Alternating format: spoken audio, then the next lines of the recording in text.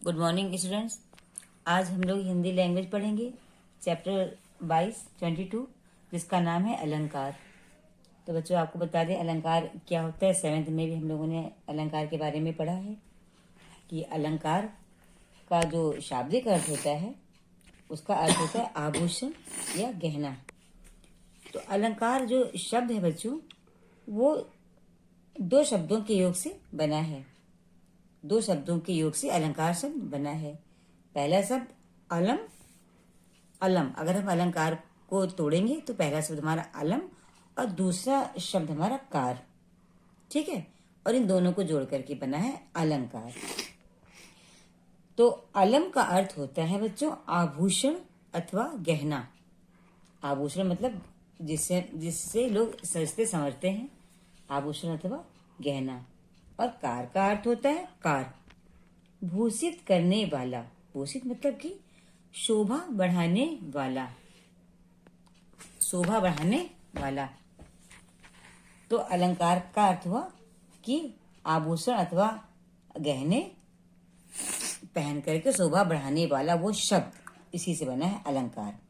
ठीक है, तो अलंकार की परिभाषा में हम लिख सकते हैं कि शब्द और जो शब्द का अर्थ होता है, तो शब्द और अर्थ में चमत्कार उत्पन्न करके किसी कविता या काव्य की शोभा बढ़ाने वाले जो शब्द होते हैं, जो साधन होते हैं, वो अलंकार कहलाते हैं। तो अलंकार एक हमारा ऐसा शब्द है जिसका अर्थ है गहना या आभूषण या सौंदर्य बढ़ाने वाला। ठीक है, तो इसीलिए जो हमारे कवि हैं, जो हमारे रचनाकार हैं, वे अपने काव्य में या अपनी रचना में ऐसे शब्दों का प्रयोग करते हैं जिससे कि उसमें कुछ सुंदरता आ जाए और काव्य की शोभा बढ़ जाए। तो इस प्रकार काव्य के सौंदर्य को बढ़ाने वाले जो तत्व होते हैं वे अलंकार कहलाते हैं। ठीक है, वे क्या कहलाते हैं? अलंकार कहलाते हैं। अब देखिए आपके चित्र में यहाँ पर एक महिला बनी हुई है, इन्होंने आभूषण पहने हुए हैं, है ना। तो आभूषण, इसीलिए अलंकार को कहा गया है आभूषण, क्योंकि आभूषण जिस प्रकार किसी स्त्री की सुंदरता को बढ़ाते हैं, उसी प्रकार अलंकार जो होता है वो काव्य की शोभा को बढ़ाते हैं। इसीलिए उन शब्दों को अलंकार का नाम दिया गया है। यानी ऐसे शब्द या ऐसे तत्व जिनके माध्यम से काव्य की शोभा बढ़े या उसकी सुंदरता बढ़े, पढ़ने में अच्छा लगे, वे शब्दों का नाम अलंकार दिया गया। ठीक है, तो अलंकार की अगर आपसे कोई पूछे कि अलंकार की परिभाषा क्या है, तो आप अलंकार की परिभाषा में आप बता सकते हैं कि शब्द और अर्थ में चमत्कार या शोभा उत्पन्न करके कविता की शोभा को बढ़ाने वाले जो साधन है वो अलंकार कहलाते हैं। अलंकार हमारे मुख्यतः दो प्रकार के होते हैं। तो अलंकार के मुख्यतः दो भेद होते हैं। ठीक है, वो कौन कौन से होते हैं? शब्द अलंकार, दूसरा अर्थ अलंकार। पहला हमारा शब्द अलंकार, दूसरा हमारा अर्थ अलंकार।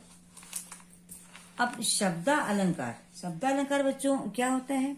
अगर हम शब्द अलंकार को तोड़ें तो हमारा आएगा शब्द प्लस अलंकार। ठीक है, शब्द प्लस अलंकार। अर्थात जब कुछ लिखा जाता है तो लेखन कार्य जो है वो शब्दों के माध्यम से ही किया जाता है।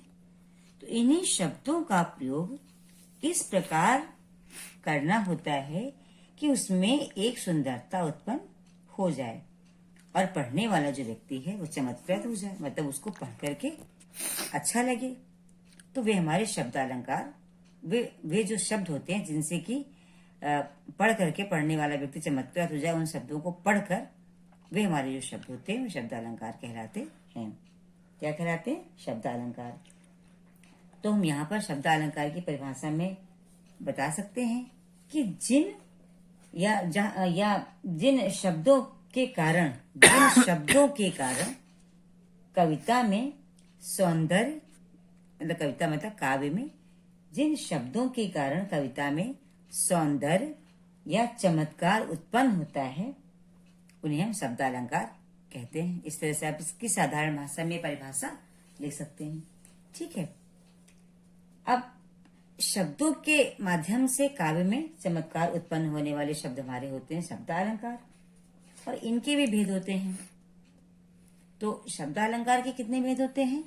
शब्दालंकार के 3 भेद होते हैं। शब्दालंकार मतलब कि ऐसे शब्द जिनके द्वारा काव्य की शोभा बढ़ती है, वे हमारे शब्दालंकार होते हैं। तो ये 3 प्रकार के होते हैं। कितने प्रकार के होते हैं? 3 प्रकार के। सबसे पहला अनुप्रास अलंकार, दूसरा यमक अलंकार, तीसरा श्लेष अलंकार। पहला क्या है? अनुप्रास अलंकार, दूसरा यमक अलंकार और तीसरा अब हमारा जो पहला अलंकार है शब्द अलंकार का भेद अनुप्रास अलंकार, ये क्या होता है? तो ध्यान से सुनिएगा।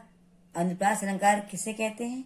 अनुप्रास अलंकार में जब एक ही पंक्ति में एक ही वर्ण या अक्षर की बार बार पुनरावृत्ति हो, मतलब बार बार वो आए, किसी एक ही पंक्ति में एक वर्ण या एक ही अक्षर बार बार आए, ठीक है, या लगातार आए, तो वहां पर अनुप्रास अलंकार होता है।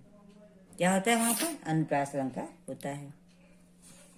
तो इसकी परिभाषा में हम लिख सकते हैं कि एक ही पंक्ति में लगकर एक वर्ण की आवृत्ति होना। आवृत्ति का मतलब होता है बार बार रिपीट होना, दोबारा आना, बार बार आना। तो आवृत्ति होना अर्थात यदि एक ही वर्ण एक बार से अधिक लगातार आए तो वहां अनुप्रास अलंकार होता है। ठीक है, इसको देखिए उदाहरण से समझते हैं। कही रहीम संपत्ति सगे, कही रहीम संपत्ति सगे, बनत बहुत बहुरीत, बनत बहुत बहुरीत। अभी देखिए काव्य की पंक्तियां हैं जो कि रहमदास जी के द्वारा कही गई हैं।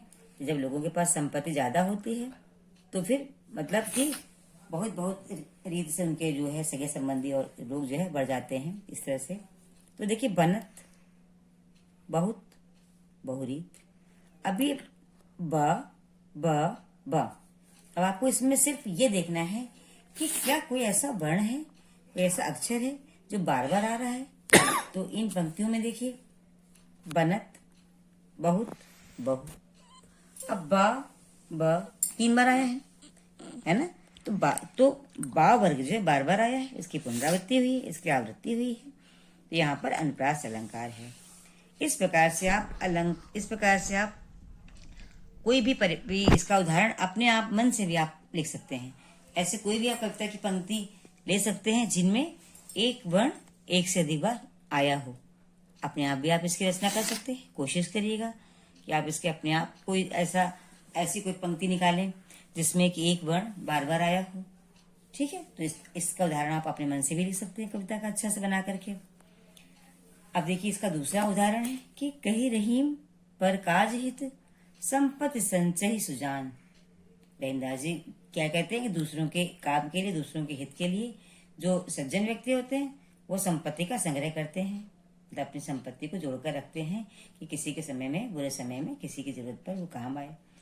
तो अब यहाँ पर देखिए कि कौन सा ऐसा वर्ण है जो बार बार आया है? स संपत्ति में भी सा आया है, संचय में भी सा आया और सुजान में भी सा आया है। तो ये जो सा वर्ण है 3 बार आया है। तो ये 3 बार आने से इस काव्य की सुंदरता बढ़ रही है, पढ़ने में ये पंक्तियां अच्छी लग रही हैं, है ना। तो इसीलिए इन वर्णों का, इन शब्दों का प्रयोग होता है कि काव्य पढ़ने में अच्छा लगे और काव्य की शोभा बढ़े। इसीलिए अलंकार का प्रयोग किया जाता है, इसीलिए इन्हें अलंकार का नाम दिया गया है। तो ये हमारा अनुप्रास अलंकार का उदाहरण है। ठीक, अब एक उदाहरण और देखिए। तरनी तनुजा तट तमाल तरुवर बहु छाए। अब देखिए इस पंक्ति में कौन सा वर्ण बार बार आया है? तावर्ण। तावर्ण आपका बार बार रिपीट हुआ है, बार बार उसकी आवृत्ति हुई है। तो यहाँ पर हमारा अनुप्रास अलंकार है। तो इस प्रकार से आप अनुप्रास अलंकार को पहचानना आपके लिए बहुत आसान हो गया कि जब किसी भी काव्य की पंक्ति में एक ही वर्ण एक से ज्यादा बार आया हो, कई बार आया हो, वहां पर क्या होता है, अनुप्रास अलंकार होता है। ठीक है, आज बच्चों हम यहीं तक पढ़ेंगे और इसके आगे हम लोग कल पढ़ेंगे। इतना आप ध्यान से पढ़ करके रखिएगा और जो काम भेजेंगे उसकी पीडीएफ बना के मुझे काम कंप्लीट होने के बाद भेजिएगा। Okay, bye.